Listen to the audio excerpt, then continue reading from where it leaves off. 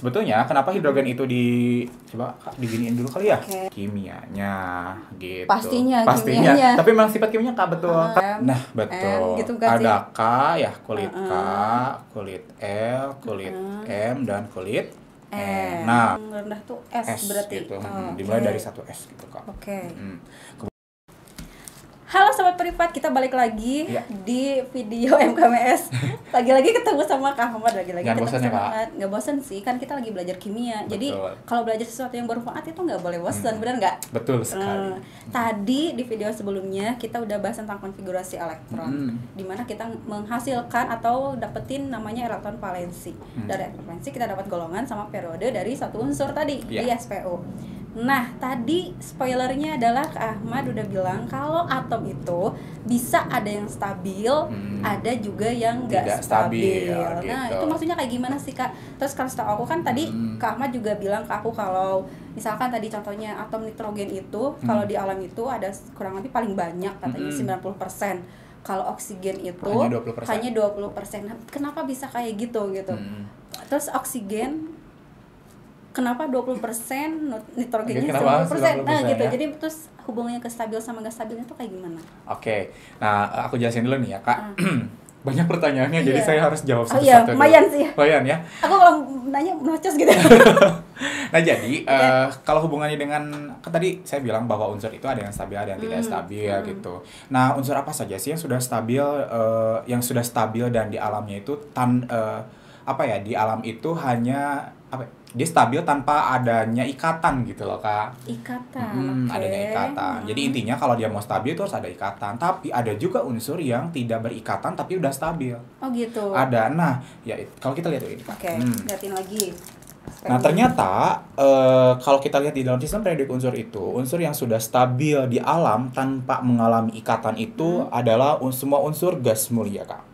Semua unsur gas mulia dari mulai hidrogen sampai radon betul.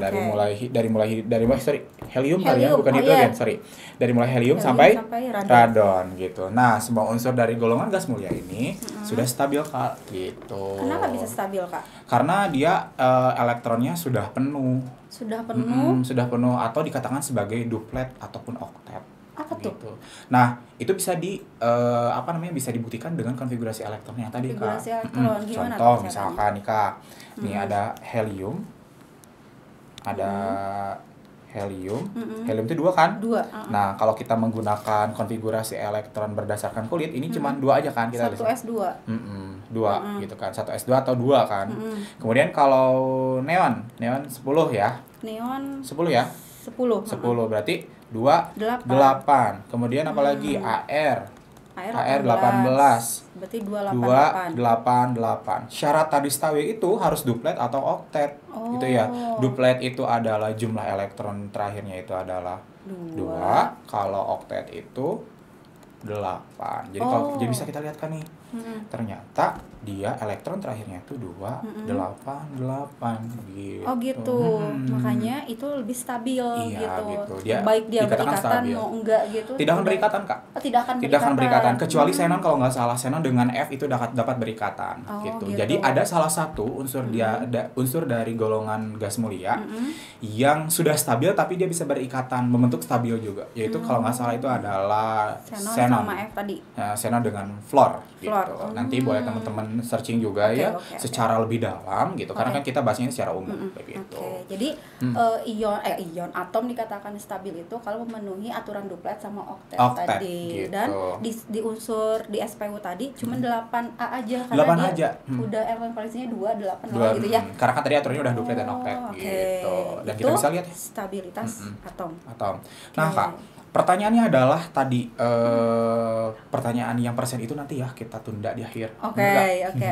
Nah, pertanyaan selanjutnya adalah apakah unsur dari golongan selain dari golongan 8A itu stabil atau tidak? Kita katakan tidak. Tidak stabil. Kenapa? Nah, kenapa tidak stabil? Karena nanti itu kalau kita konfigurasikan semua unsur di golongan baik itu dari 1A sampai 7A, dia akan membentuk suatu ion untuk mencapai kestabilannya. gitu. ion. Kenapa tidak stabil? Ya mungkin itu bisa dilakukan penelitian lebih lanjut. Kenapa tidak stabil atau bagaimana? Sampai saat ini sih saya sendiri pun kakak gitu ya belum sampai sejauh itu membaca di textbook itu kenapa tidak stabil. Yang pasti tidak stabil. Kenapa tidak stabilnya itu ya tidak memenuhi aturan oktet ataupun duplet tadi. gitu, Oke. Kalau nggak stabil gitu, itu ngaruhnya ke apa nih Kak? Kalau dia ngebentuk ion? Ngaruhnya nanti kalau tidak stabil tuh ya, ngaruhnya nanti sebetulnya mah keberadaan dia di alam sih Kak. Kalau menurut aku gitu ya. Maksudnya? Kayak misalkan oksigen nih Kak. Oksigen itu hanya 20%. Nah, kita jawab nih sekarang. Okay. Oksigen hanya 20% di alam gitu kan ya. Karena tadi kan oksigen itu sebagai agen pembakaran.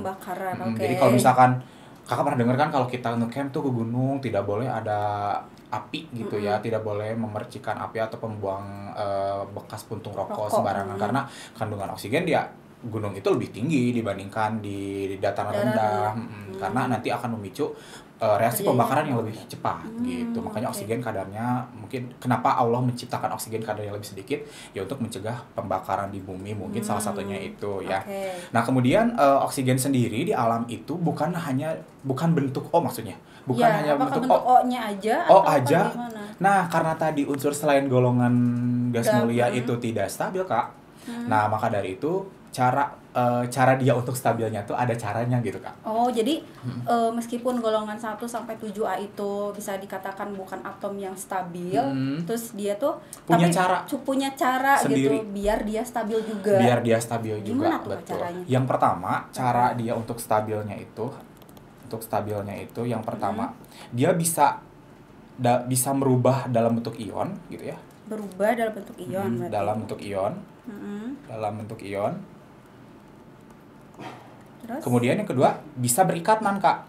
Bisa? Menikah lah gitu ceritanya. Ngikat atom lain gitu. Betul, berikatan atau mengikat atom lain. Saling berikatan lah ya. Mengikat atom lain. Gitu. Oh, jadi bisa ya ngikat atom yang lain juga. Bisa. Maka dari itu nanti adalah muncul ikatan ionik gitu kan. Ikatan ionik, kemudian ada ikatan kovalen. Oh iya, pernah belajar. Ya, pernah belajar kan? Ikatan kovalen dan ikatan terakhir itu ikatan apa? Ikatan apa? Ikatan logam, betul. Ikatan logam.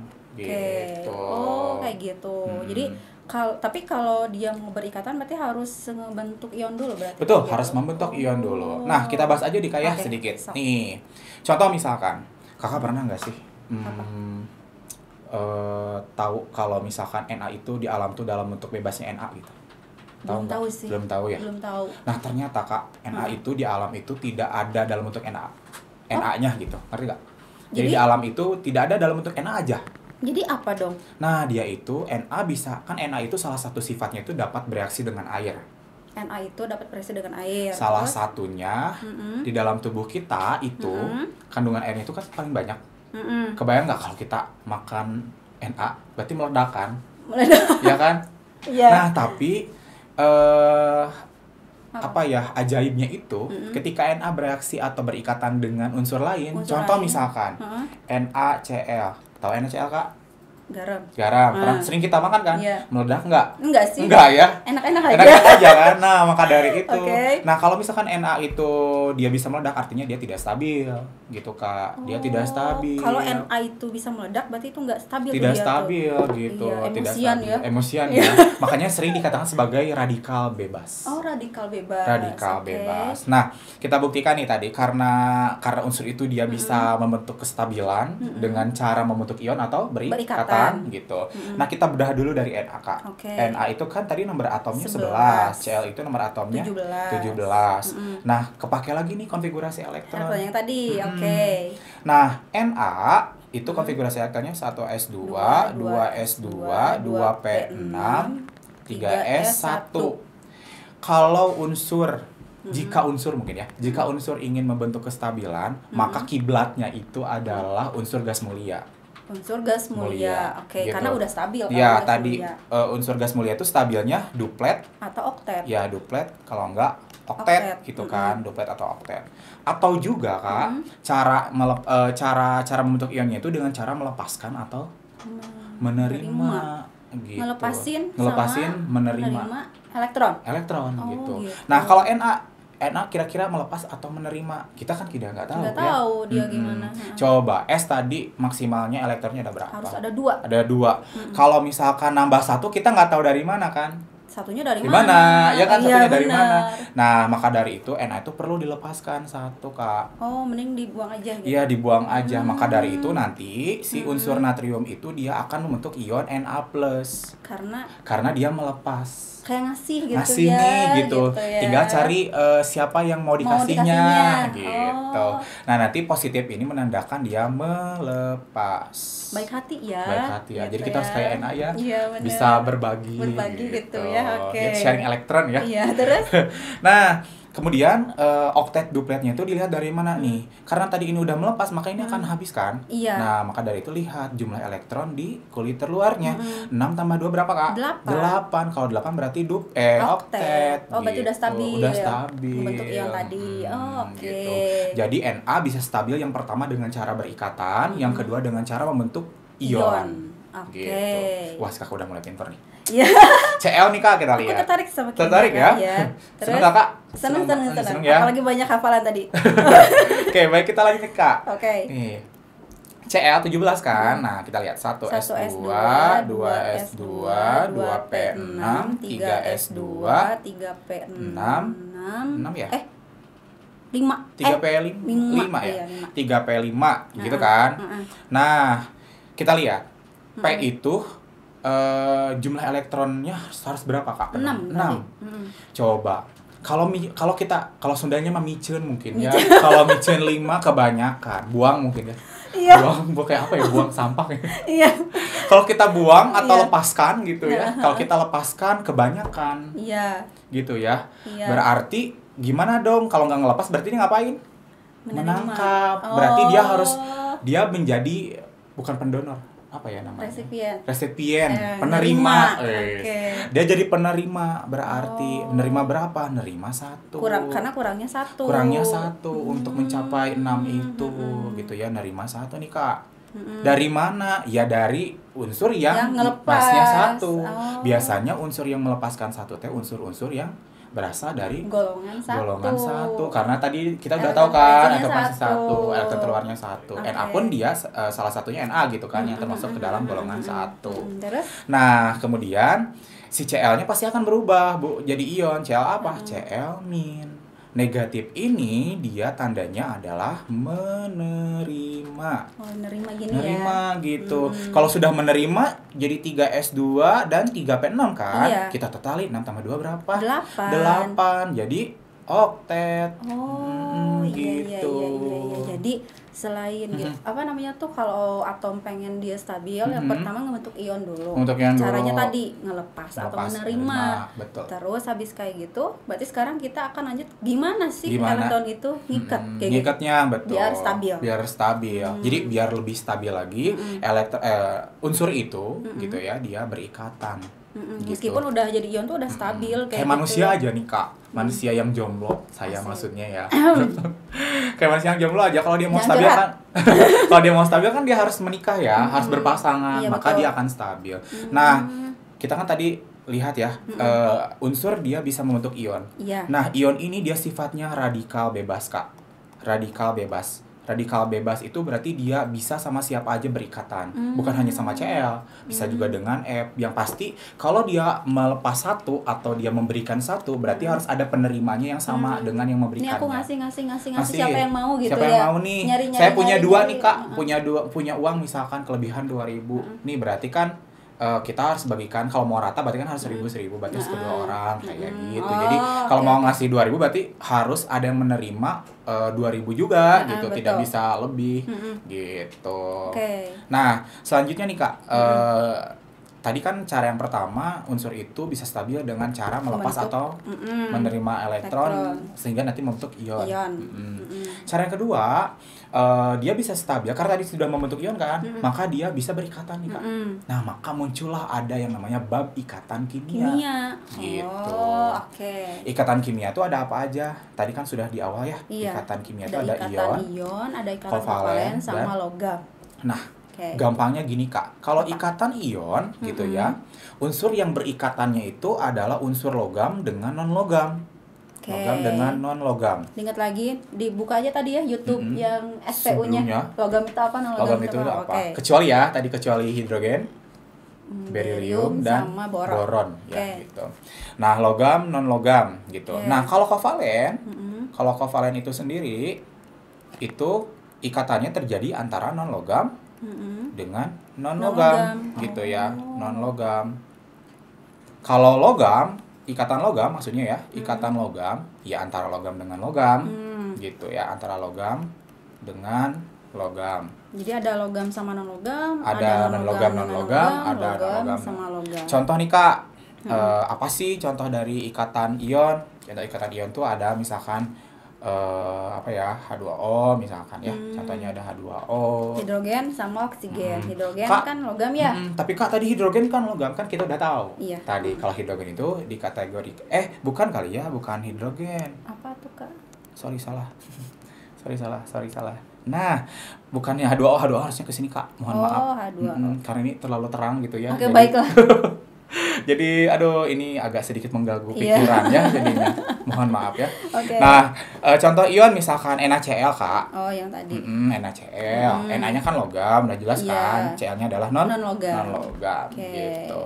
Oke, berarti H2O dia termasuk ke dalam Kovalen. kovalen. Tapi Kak dari tadi yang salah itu kita bisa belajar loh. Apa? Jadi hidrogen itu udah jelas bukan ikatannya ion gitu, tapi Oh, dia iya. termasuk ikatan Kovalen. kovalen. Jadi kalau masih ada teman-teman di rumah nih, sobat privat di rumah yang masih mengkategorikan H2O sebagai ikatan ionik, itu salah ya Salah. Kak? Berarti ikatannya Kovalen kovalen. gitu. Oke. Sip. Nah, kalau logam itu biasanya tidak terlalu signifikan contohnya. Biasanya di sini ada logam besi, biasanya kayak gitu. Logam Oh. besi, logam apa lagi? Logam tembaga gitu. Itu Dan lebih logam pakai ini ya, logam-logam yang ditransisi gitu ya. Jadi nggak ada khusus kayak misalkan NaCl, Na dan Cl, H2O, H dan O. Oke. Begitu. Oke. Terus ngebentuk NaCl-nya kayak gimana? Untuk Nah. H2O-nya gimana? Membentuk NaCl bagaimana, membentuk H2O bagaimana. Nah, dari ikatan ion sendiri, dari ikatan ion, definisi ikatan ion itu definisinya itu adalah dia serah terima elektron. Oh. Serah terima elektron. Serah terima. Terima elektron. Oke, gitu ya. baiklah. Baiklah. Berarti kan ada menyerah.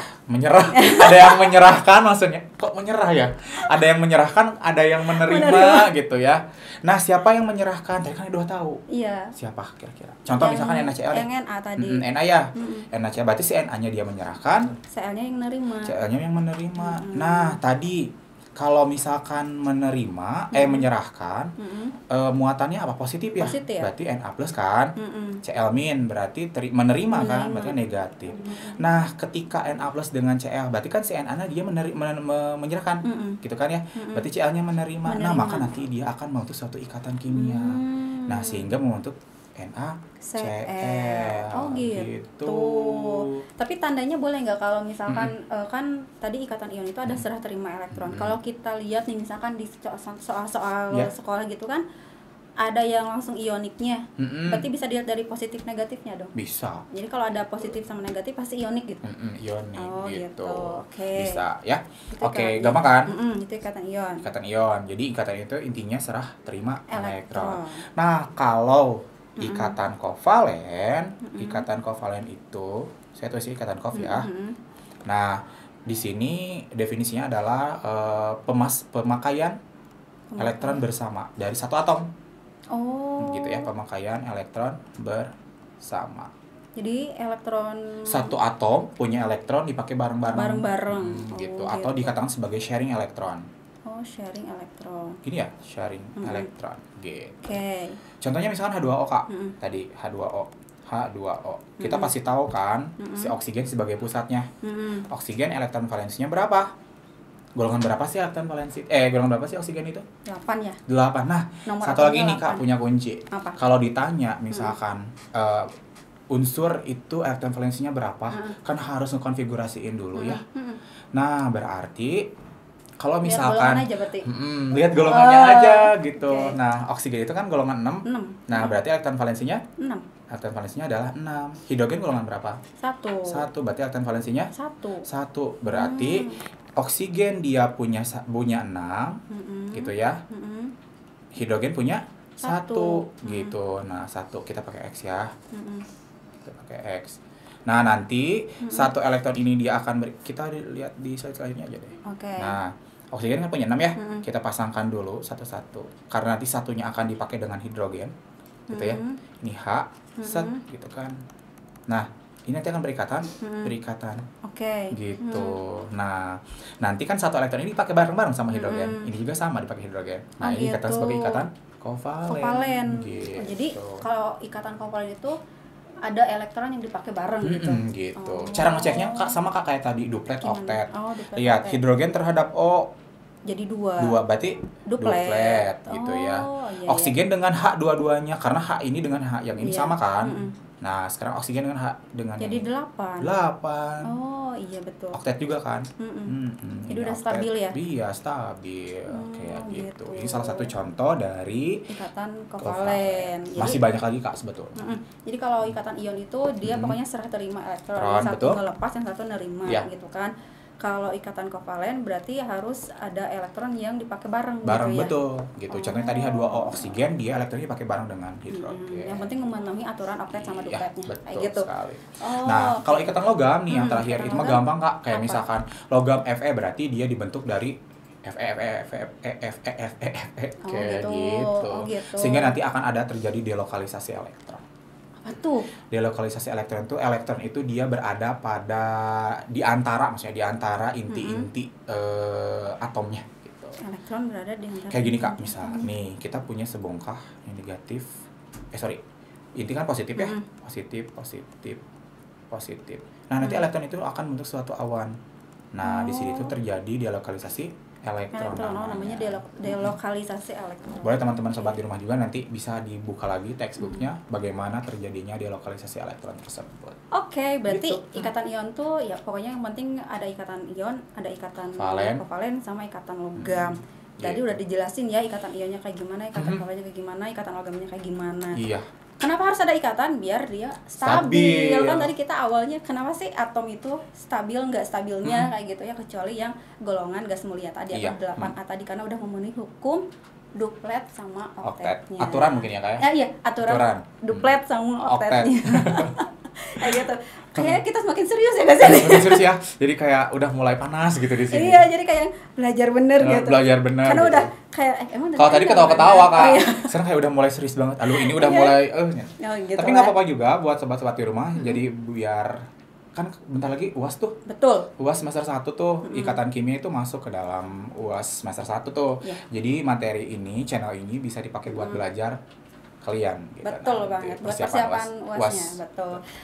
Aku seneng banget belajar kimianya karena aku juga kan kimia tuh gimana gitu. Soalnya kan gitu ya? Belajar atom-atomnya dari awal juga udah ya. Jadi kita udah selesai nih dari video pertama sampai video terakhir dari SPU terus nanti terus tadi konfigurasi elektron sampai elektronensinya sampai ke ikatan kimianya. Lengkap banget belajar kimianya. Belum nanti mungkin kalau next materi kimia lainnya gitu ya kayak sekali lagi aku ngucapin makasih banget buat Kak Ahmad Reza yang udah ngulangin waktunya buat ngasih atau nge-share ilmu kimianya. Mudah-mudahan nanti kita ketemu lagi nih next video atau konten kimia lainnya. Dan ditunggu ya Kak mungkin. Betul. Kolaborasi lagi nanti. Iya, dan buat sobat Privat jangan lupa di subscribe, di like, di komen yang banyak. Siapa tahu nanti kalau mau materi kimia lainnya komen aja yang banyak. Nanti kita undang lagi ke Ahmadnya. Kita bisa baca komennya, materi apa yang banyak yang di request ya. Jadi nanti kita bisa bahas kupas di sini. Gitu. Oke, betul banget. Makasih juga buat sobat Privat yang udah nonton dari tadi. Mudah-mudahan ilmunya bermanfaat. Ahmad juga makasih banget. Kita say goodbye dulu buat sobat Privat yang di rumah. Dadah.